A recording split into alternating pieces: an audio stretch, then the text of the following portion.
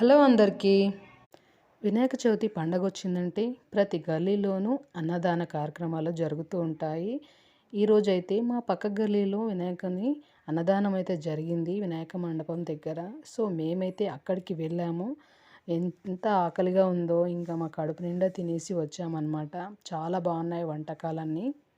మీ గల్లీలో కూడా జరుగుతున్నాయా? మీ పక్క గల్లీలో జరిగినా వెళ్ళండి, తప్పేముంది? అన్నప్రసాదమే కదా మనం తినేది.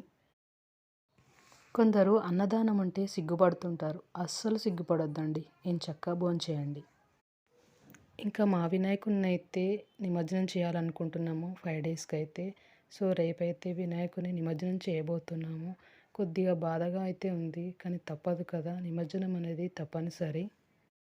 యాక్చువల్‌గా 9 డేస్‌కి వినాయకుని నిమజ్జనం చేయాలని అనుకున్నాము ఫస్ట్‌లో. కానీ అప్పుడు చాలా రష్‌గా ఉంటుందని చెప్పి ఇంకా మేము 5 డేస్‌కే నిమజ్జనం చేయాలని డిసైడ్ అయ్యామన్నమాట.